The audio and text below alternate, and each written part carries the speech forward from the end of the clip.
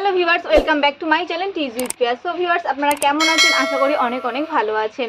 তো আপনারা আমায় অনেক কমেন্ট করেছিলেন, তো আমি পুজোর কাজের জন্য ভিডিও আপনাদের দিতে পারছিলাম না।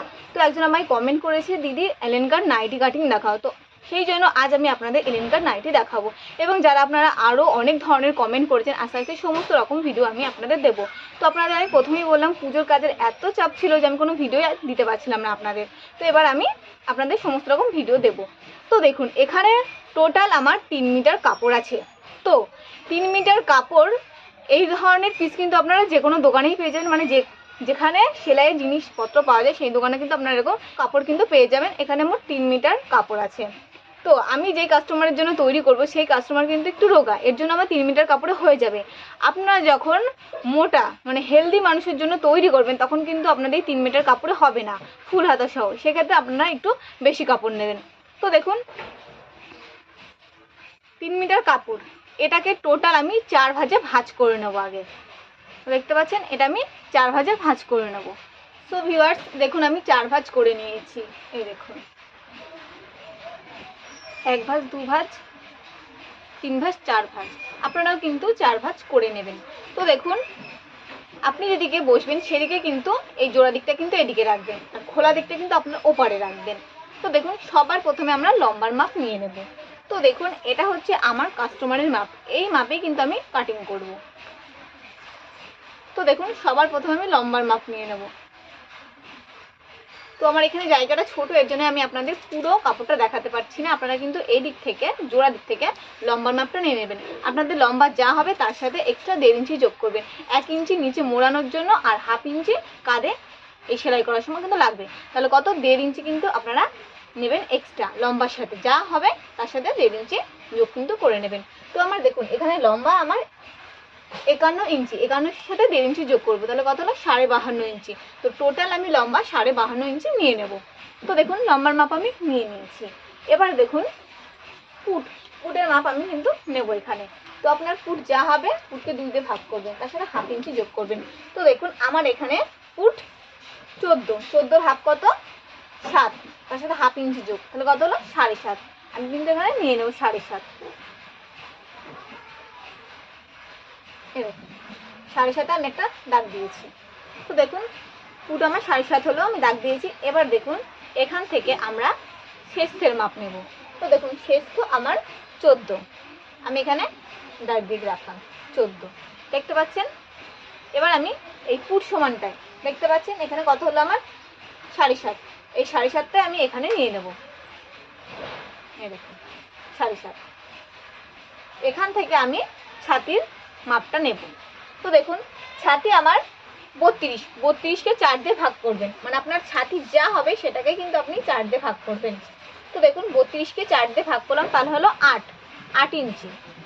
এই দেখুন, 8 ইঞ্চি,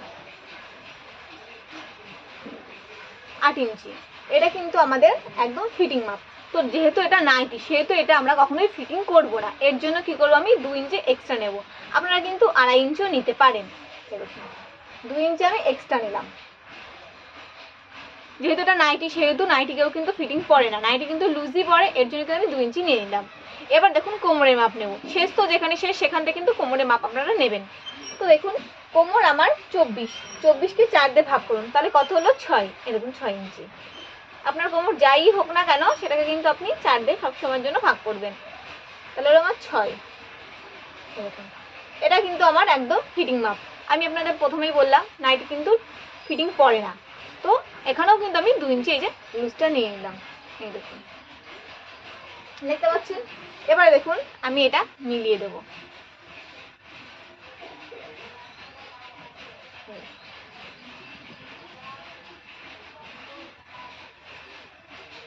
হয়ে গেল।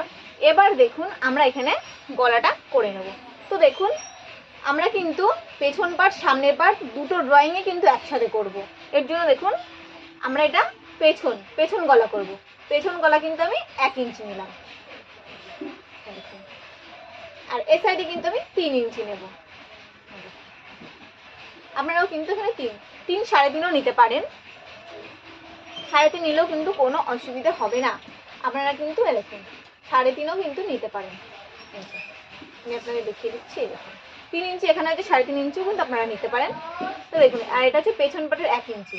এবারে দেখুন সামনের গলা আপনি কত করতে চান, 4 করতে পারেন, 5ও করতে পারেন, 5.5ও করতে পারেন, আপনার যেটা সুবিধা হবে, আপনি যেটা ভালো মনে করবেন, কাস্টমারকে জিজ্ঞেস করুন সে কতটা গলা করতে চায়, সে অনুযায়ী কিন্তু করতে পারেন। এবার দেখুন ম্যাক্সিমাম 5 ইঞ্চি কিন্তু হয় অথবা 4 ইঞ্চি, এরকম কিন্তু আপনারা করবেন। তো আমি এখানে 4.5 ইঞ্চি নেব। তো দেখুন আমি এখানে প্রথমে একটা বক্স করে নেব। আমি কিন্তু 4.5 ইঞ্চি নিয়েছি, পটি বসালে সেটা 5-এ চলে আসবে। প্রথমে আমি এটার শেপ দিয়ে নেব পেছন পাটে, দেখুন 1 ইঞ্চি দেখতে পাচ্ছেন। এবার দেখুন আমি সামনের পাটের শেপ দেবো। এটা আমার সামনের পাট, এটা আমার পেছনের পাট। এবার দেখুন এখানে 1/2 ইঞ্চি, 1/2 ইঞ্চি কিন্তু আমাদের এটা কাটিং করতে হয়।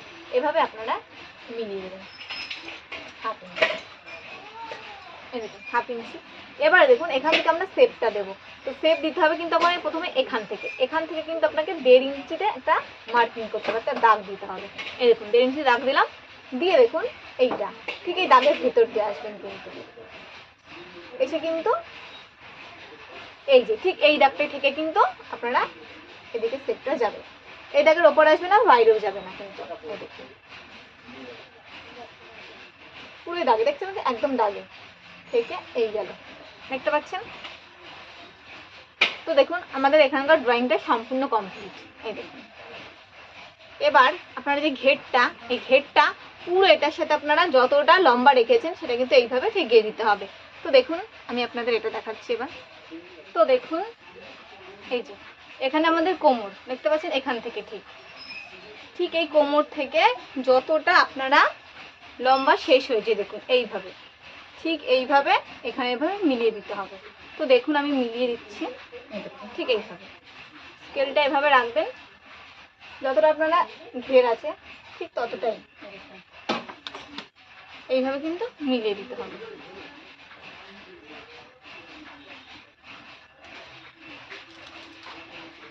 এই দেখুন পুরো এখান থেকে কিন্তু পুরো আমি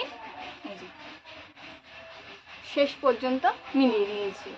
তো দেখুন আমার ড্রয়িং সম্পূর্ণ কমপ্লিট।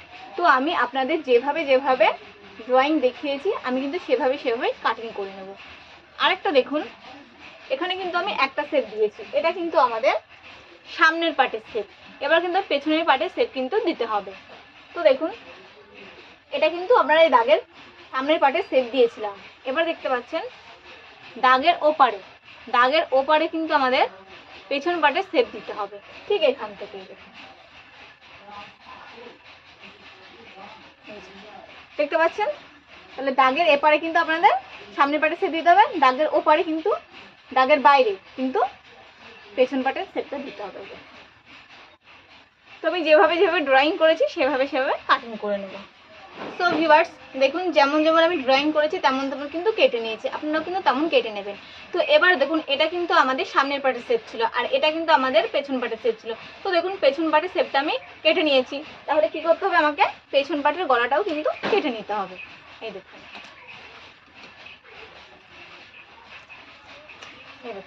1 ইঞ্চি আমি কেটে নিয়েছি, আর দেখুন এই 1/2 ইঞ্চিটা এটাও কিন্তু আমি এইভাবে কেটে নেব। এই দেখুন এটাও আমি কেটে নিলাম। এবার দেখুন তলেরটা কিন্তু হচ্ছে আমাদের পেছন পার্ট। এই দেখুন পেছন পার্টটা আমি জাস্ট বার করে নেব।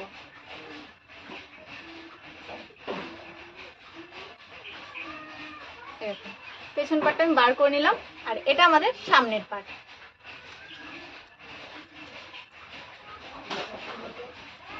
এই দেখুন দুটো ভাবে আমি ধরে নেব। এবার দেখুন সামনের পার্টের এই যে গলাটা আমি কেটে নেব।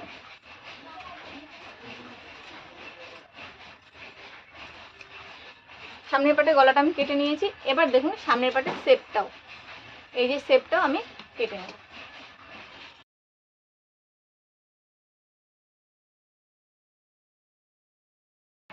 এই দেখুন কেটে নিয়েছি।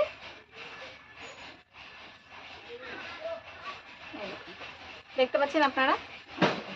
তো দেখুন এখানে আপনারা প্ল্যাকেট বসাবেন, এখানে হাতা, আর দেখতে পাচ্ছেন এই যে কোমর, কোমর যেখানে শেষ এখানে কিন্তু আপনাদের ফিতে বসাতে হবে, ফিতে লাগাবেন।